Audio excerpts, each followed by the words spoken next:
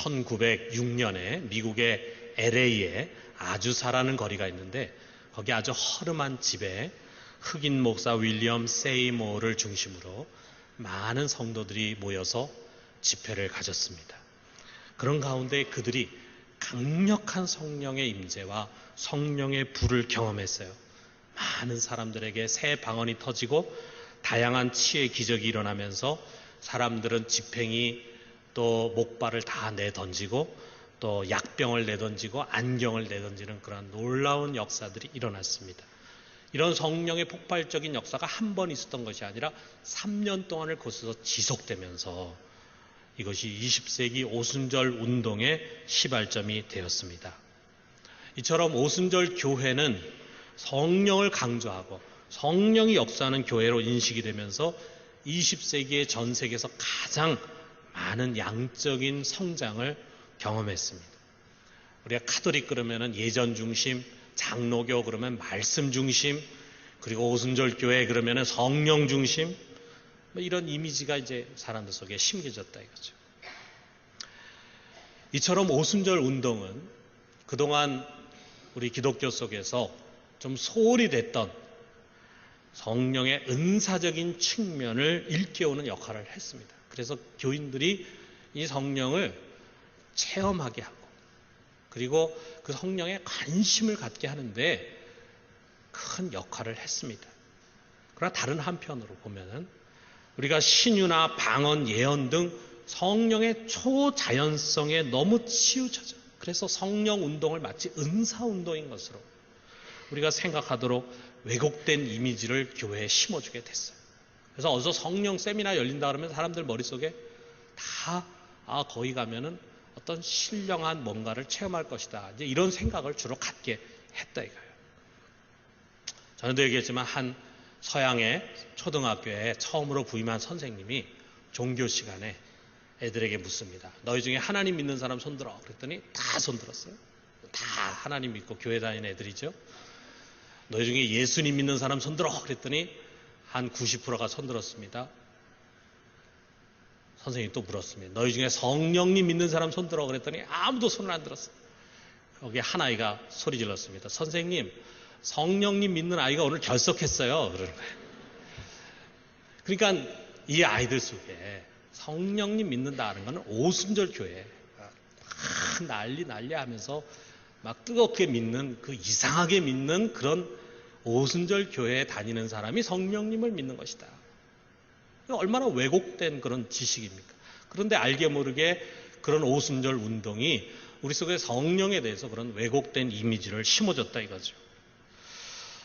21세기에 들어와서는 이처럼 성령을 초자연적인 영역에만 가두려고 하는 그런 사람들에게서 많은 문제들이 이제 나오기 시작합니다.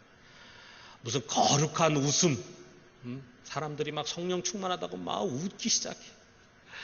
금리빨 현상, 이빨이 금리빨로 변한다. 이런 걸 비롯해서 거짓 예언들이 난무를 합니다. 어디나 아예 예언자 학교를 만들어가지고 예언하는 방법을 가르쳐주는 교회가 있어요. 부산에도 있습니다. 여러분 그런데 조심해야 합니다. 그야말로 이단의 경계를 넘나드는 위험한 성령 운동들이 주의 활개를 치고 있어요. 이들 속에 분명히 초자연적인 현상이 나타나요. 안 나타나는 게 아닙니다. 나타나기 때문에 성도들을 더욱 혼미하게 만듭니다. 그렇기 때문에 조심해야 합니다.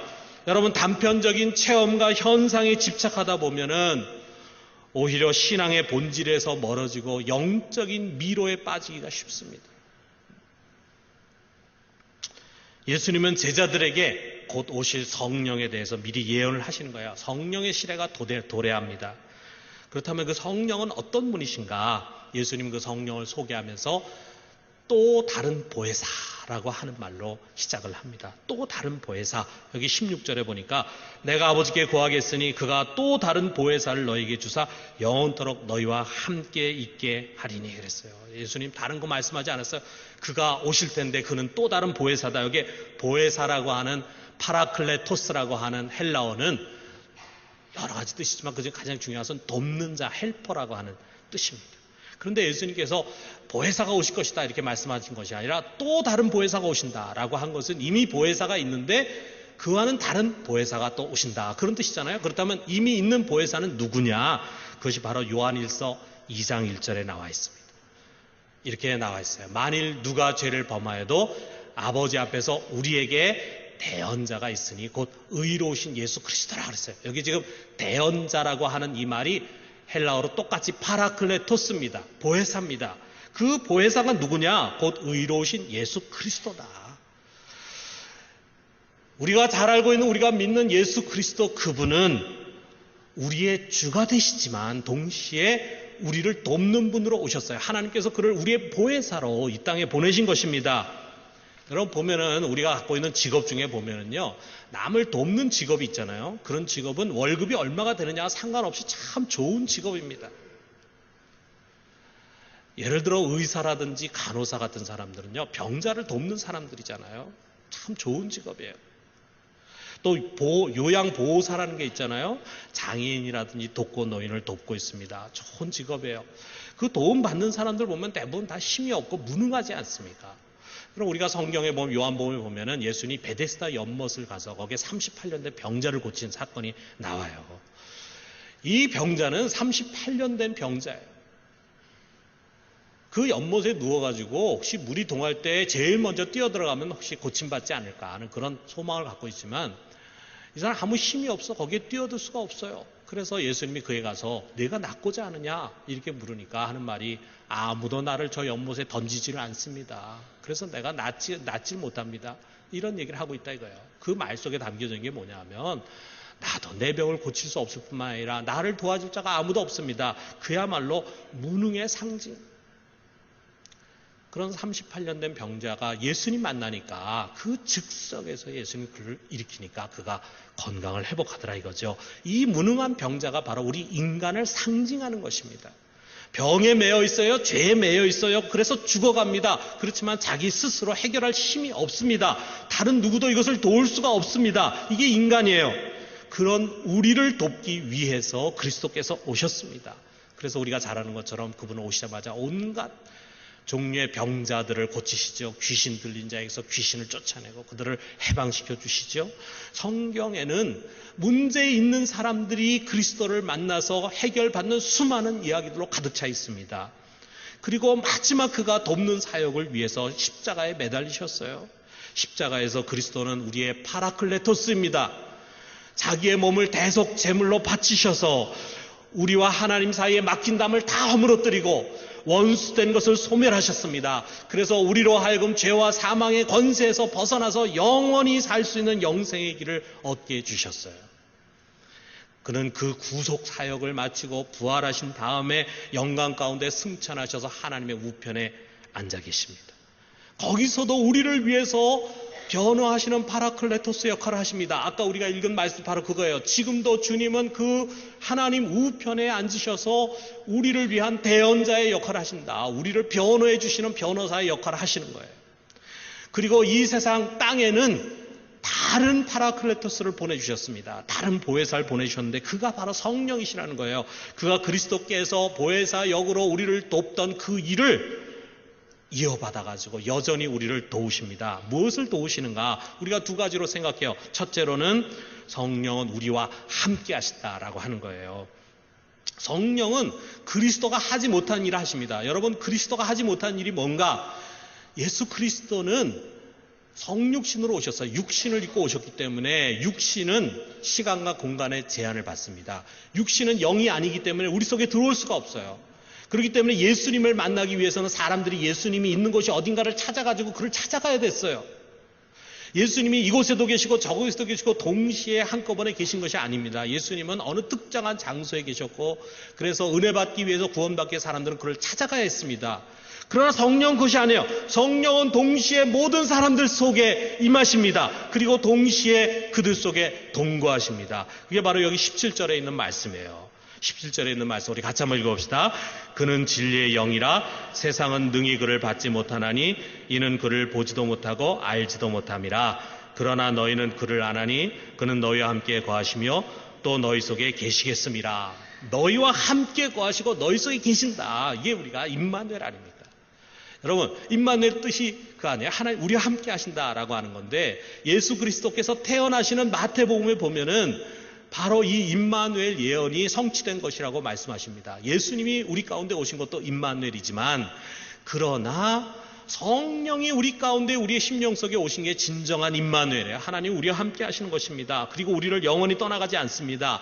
그 하나님이 우리 육체를 장막으로 삼고 성막으로 삼고 오셨다는 것은 우리에게 너무나 황홀한 사건입니다. 어떻게 거룩하신 하나님이 죄인된 우리 속에 오실 수 있어요? 그리스도가 십자가의 보혈로 우리의 죄를 씻은 뒤에 그가 오시는 것입니다. 우리의 몸이 성전이 되는 거예요. 여러분, 구약을 읽어보면은 구약에 하나님이 모세에게 성전을 지으라고 말씀하죠. 성소를 지으라고 그러죠. 솔로몬에게는 성전을 짓게 했죠. 그 성전에 보면은 그 성전에 아무도 못 들어갑니다. 제사장만 들어갈 수 있어요. 일반 사람 들어갔다가는 죽임을 당합니다. 그런데 그 성전 안에 보면은 성소가 있고 그 안에 또 지성소가 있는데, 그 지성소는 제사장도 못 들어가요. 대제사장만, 그것도 1년에 딱 한 차례 들어갈 수 있어요. 왜? 바로 거기에 하나 임재하시거든요. 그 지성소 안에 시은자라고 하는 것이 있는데, 석제서 위에 시은자가 있는데, 그 시은자가 은혜를 베푸는 하나님의 보좌예요. 거기에 하나님이 임재하시는 거예요. 너무나도 존귀하고 거룩한 분이 임재하기 때문에 감히 거기에 죄인된 인간이 들어갈 수가 없는데, 그런 거룩한 성전이 이제 어디 있느냐? 여기 있다, 여기. 여러분, 각 사람 속에 성령이, 하나님이 성령으로 임하셔가지고 우리의 몸을 지성소로 삼으시는 것입니다. 주님은 교회당에 계신 것이 아닙니다. 교회당이 신앙의 중심이 아닙니다. 여러분이 이 교회당을 떠나면 세상으로 나아가는 거 아니에요. 이 교회당 안에 하나님이 계시고, 이제 이 교회당 밖으로 나아가서 예배 끝나고 집으로 가면 이제 세상으로 가는 것이다. 그것이 아닙니다. 이 안에 있건 교회당을 떠나 집에 가 있건 여전히 우리 안에 지성소가 있어요. 가정에서나 직장에서나 차를 타거나 홀로 있거나 먼 길을 가더라도 거기에 항상 변함없이 나와 동행하시고 내 안에 함께 거하시고 그분이 계시다 이거예요. 그래서 나는 그분을 어디서나 만날 수 있습니다. 24시간 만날 수 있습니다. 24시간 그분께 예배를 드릴 수가 있습니다. 우리는 은혜를 받기 위해서 먼 곳에 갈 필요가 없어요. 대청동에 성령이 임하셨다 그러면 아마 부산에 있는 온 기독교인들이 몰려들려고 할 것입니다. 어느 교회에 성령의 강력한 역사가 있다 그러면 그거 받으려고 막 갈 거예요. 여러분, 은혜의 주인은 어떤 특정한 장소가 아니라 여기 내 안에 계십니다. 내 안에 그분이 계신데, 우리는 성령이 어느 특별한 곳에 있다고 생각을 하고 거기서 그 성령을 받으려고 글로 몰러 가려고 그래요. 이거 아닙니다, 여러분. 이거는 구약적인 개념이에요. 내 안에 계신 그분을 우리가 믿음으로 인정하는 거예요. 내 안에 성령이 임하셨다.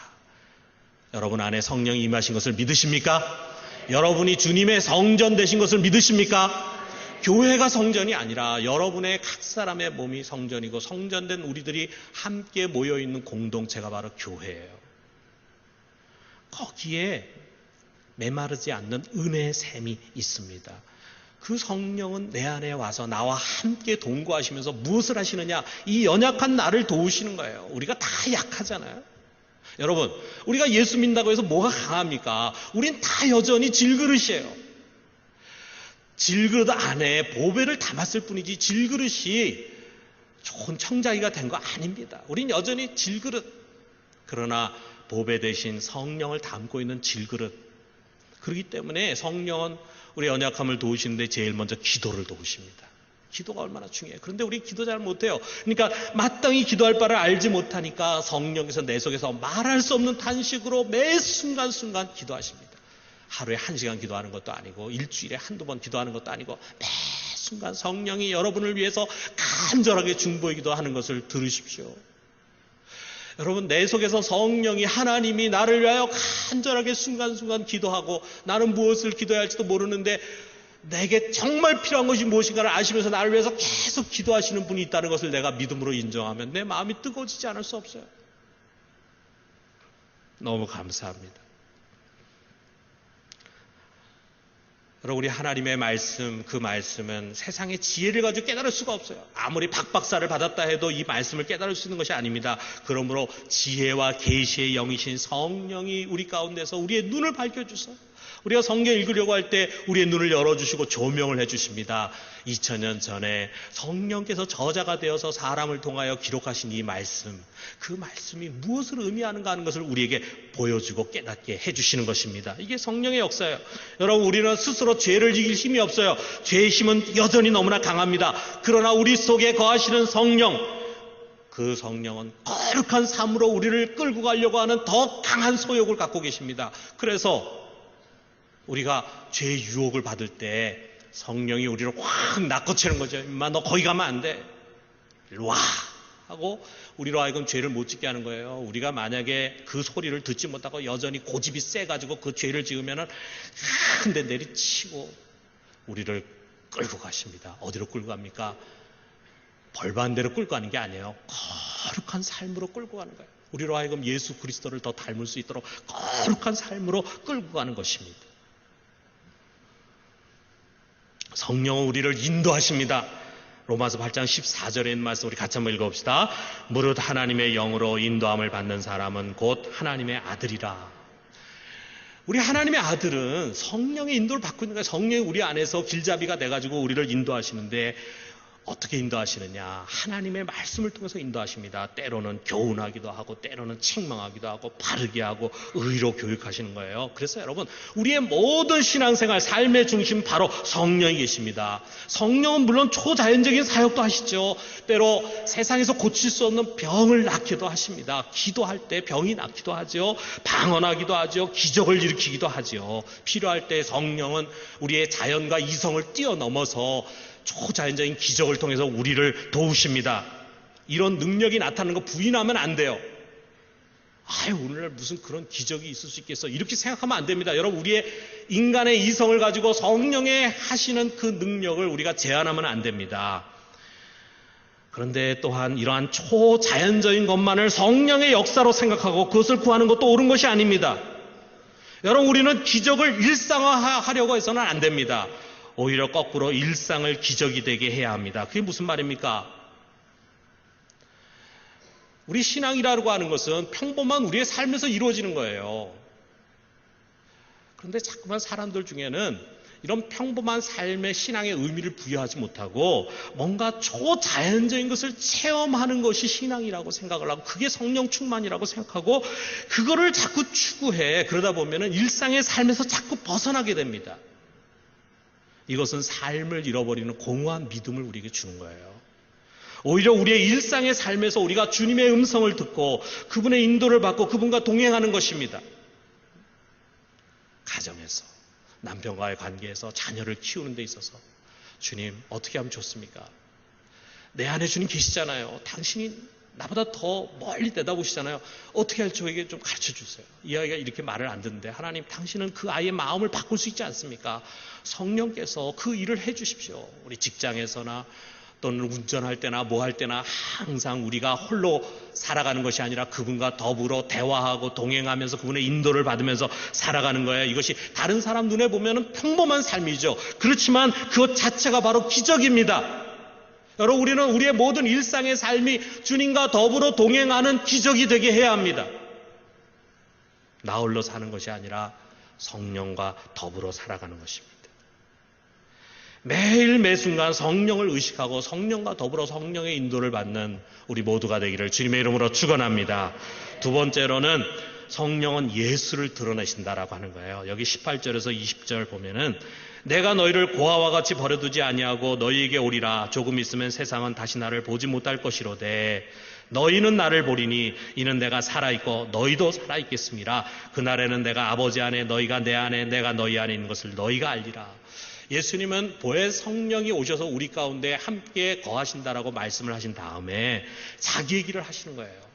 너희를 고아와 같이 버려두지 않고 내가 다시 온다. 너희는 나를 보게 될 것이다. 그리고 우리 안에 계신 분이 그리스도라고 하는 거예요. 여러분, 우리가 한번 상식적으로 생각을 해봐요. 지금 그리스도께서 어디에 계십니까? 그리스도는 죽은 다음에 부활해가지고 40일 동안 제자들과 함께 계시다가 승천하셨잖아요. 승천해서 지금 하나님 우편에 앉아 계시잖아요. 그 그리스도는 언제 오십니까? 언제 오시죠?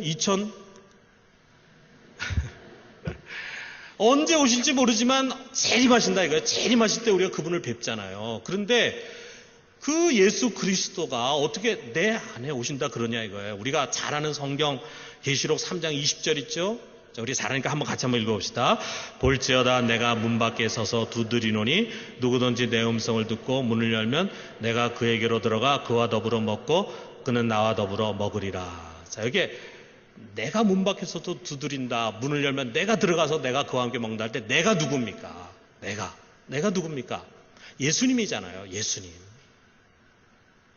그러면은 예수님이 지금 문 밖에서 두드린다. 아니, 하나님 우편에 계신 그분이 언제 또 와서 문 밖에 문을 두드리고 또 언제 내 안에 들어와서 나와 함께 먹고 마시고 얼른 하늘에 계시다가 후다닥 내려와가지고 나와 함께 식사하시고 또 후다닥 올라가시고 뭐 나 혼자입니까? 지금 세계에 20억이나 되는 그리스도인이 있다 그러는데, 자, 그러니까 그게 아니라 이거죠. 내 안에 와서 문을 두드리고 내 안에 들어오시는 분은 하나님 우편에 계신 그리스도가 아니라 그 예수의 이름으로 오신 성령이십니다. 요한복음 14장 26절에 보면은 보혜사 곧 아버지께서 내 이름으로 보내실 성령이라 그랬어요. 우리가 예수를 영접한다면 그것은 예수를 영접하는 것이 아니라 예수의 이름으로 오신 성령을 영접하는 것입니다. 영접하는 자 곧 그 이름 믿는 자에게 하나님의 자녀가 되는 권세를 주신다고 했는데, 그 영접하는 것은 하나님 우편에 앉아 계신 그리스도를 영접하는 것이 아니라 그의 이름으로 오신 성령을 영접하는 것이 곧 그리스도를 영접하는 거예요. 성령은 철저히 예수의 이름 뒤에 숨으십니다. 자기의 이름을 드러내지 않아요. 그러면서 성령이 오셔서 하는 가장 중요한 것은 예수를 증언하는 거예요. 예수를 증언해. 요한복음 15장 26절에 우리 같이 한번 읽어봅시다. 내가 아버지께로부터 너희에게 보낼 보혜사 곧 아버지께로부터 나오시는 진리의 성령이 오실 때 그가 나를 증언하실 것이요. 성령은 자신을 증언하는 것이 아니라 예수를 증언해. 그래서 예수 그리스도께서 나 같은 죄인을 위하여 십자가에 못 박혀 죽으신 것, 다시 부활하셔서 승천하시고 다시 오신다는 사실을 우리가 어떻게 합니까? 학교 선생님 가르쳐 주셨습니까? 누가 합니까? 성령께서 그것을 그의 사도들을 통해서 증언하시고 그 증언한 것, 그것이 성경에 기록되어 있고 그것이 많은 증언자들 통해서 오늘날 우리까지 온 거 아니에요. 성령께서 그것을 가르쳐 주시는 거예요. 오늘날도 성령께서 수많은 전도자들을 통해서 우리들을 통해서 세상에 예수 그리스도를 증언하십니다. 여러분, 성경에 보면은 성령에 관한 이야기가 많이 나오질 않습니다. 주로 누구에 대한 이야기가 나옵니까? 예수에 대한 이야기가 나와요. 마치 예수가 오늘날 이곳에서 역사하시고 살아계시는 것처럼 표현되어 있습니다. 그 모든 게 다 뭐냐? 성령이세요. 그렇기 때문에 어떤 사람이 성령 충만한 사람이냐? 성령 하는 사람이 성령 충만이 아니라 예수를 이야기하는 사람, 예수의 십자가를 얘기하고 예수를 사랑하고 예수와 더불어 동행하려고 하는 사람이 성령 충만한 사람이에요. 성령은 그 예수를 증언하고 우리 속에 자기를 인식시키려고 하는 것이 아니라 예수를 인식시키려고 하는 것입니다. 이 사실을 망각하니까 자꾸만 성령 충만한 것이 신비한 어떤 체험을 하는 것이 성령 충만한 것으로 착각을 하는 거예요. 여러분, 그런 착각하지 마십시오. 예수 충만한 것이 성령 충만한 것입니다. 여러분 믿으십니까? 예수 충만한 것이 성령 충만이고 십자가를 붙들고 십자가 사랑하고 십자가를 쫓아 살아가는 것이 성령 충만한 삶입니다. 이 세상에서 이루어지는 모든 영적인 일은 예수의 이름으로 오신 성령의 사역입니다. 우리는 그리스도께서 하셨다고 고백하고 주께서 하셨다고 고백하지만 그것은 성령이 하신 일입니다. 어떤 신비한 체험만이 성령의 체험이 아니에요. 성령은 우리의 찬양과 기도 가운데, 말씀 선포와 말씀을 깨닫는 것 가운데, 결단과 삶의 변화 가운데서 역사하시는 것입니다. 모든 것이 성령이 하시는 성령의 역사입니다. 무엇보다도 조금 뒤에 우리가 하게 될 성찬 가운데 성령이 역사하십니다. 여러분, 이 성찬은 성령이 함께 하시지 않으면 의미가 없는 그런 예전이 됩니다. 우리의 눈으로 보이는 떡과 포도주는 그리스도의 몸과 피입니다. 여러분 이거 믿으십니까? 여러분, 많은 분들이 아멘이라고 대답했지만 사실은 그렇게 생각 안 해요. 저는 어떻게 생각하냐면 여기에 있는 떡과 포도주는 예수님의 살과 피를 상징한다 이렇게 생각해요. 상징한다. 2000년 전에 나를 위해 죽으신 예수 그리스도의 피와 살을 상징한다 생각해. 이렇게 얘기한 사람이 누구냐면 바로 쯔빙글리라는 사람입니다. 쯔빙글리는 여기에 떡과 포도주는 예수의 몸과 피를 상징하는 것이다 그랬어요. 이것은 옳은 것이 아닙니다. 상징이 아닙니다. 칼빈이 바르게 얘기했어요. 우리 장로교의 시초가 되는 칼빈이 예수의 이름으로 오신 성령이 이 떡과 포도주 가운데 임재하시는 거예요. 성령이 우리가 성찬을 할 때 이 떡과 포도주 가운데 임재하세요. 그렇기 때문에 이 떡과 포도주는 그리스도의 몸과 피를 상징하는 것이 아니라 그리스도의 몸과 피인 것입니다. 여러분, 떡을 먹고 잔을 들 때 그것이 주님의 몸이고 피라고 하는 사실을 꼭 기억해야 합니다. 그래서 독일에서는요, 우리 성찬할 때 그냥 이렇게 떡하고 잔을 나눠주는 게 아니에요. 거기서는 자기가 집어먹는 게 아니라 이렇게 나눠줍니다. 하나씩 주면서, 떡을 주면서 뭐라 하냐면 그리스도께서 당신을 찢기신 살입니다. 이러고 나눠줘요. 그 다음에 포도주를 나눠줄 때 그리스도께서 당신을 위하여 흘리신 피입니다. 이렇게 나눠줘요. 그러니까 이렇게 우리가 그걸 다 받으면서 벌써 의미가 다르잖아요. 여러분, 상징이 아니라 그리스도의 몸과 피입니다. 이걸 가능하게 하는 것이 뭐냐? 바로 성령이시라. 성령. 말씀 믿겠습니다. 여러분, 우리는 성령 시대에 살고 있어요. 그럼에도 불구하고 많은 사람들이 성령에 무지하고 성령을 인정하지 않고 있습니다. 매일 성령의 도움을 받고 있음에도 성령을 모른다고 합니다. 성령을 특별한 무엇으로 착각을 합니다. 여러분, 우리에게 필요한 것은 또 다른 은혜와 능력을 받는 것이 아닙니다. 이미 내 안에 임하셔서 역사하시는 그 성령을 인정하는 거예요. 그가 여기 계십니다. 그가 들으십니다. 그가 말씀하시고 인도하십니다. 하루에도 수많은 말씀을 하시는데 우리가 그것을 들을 수 있는 귀가 열려야 돼요. 그가 귀를 열고 우리의 음성을 듣기를 원하시는데 우리가 그에게 우리의 마음을 토하고 이야기할 수 있는 훈련이 돼야 돼요. 그분은 우리를 가장 좋은 길로 인도하기를 원하십니다. 하나님의 자녀는 이 성령의 인도를 받는 성령의 사람입니다. 여러분은 이제부터 그 성령을 인정하고 매일매일 여러분의 삶의 자리에서 성령의 이끌림 받는 성령의 사람이 되기를 주님의 이름으로 축원합니다.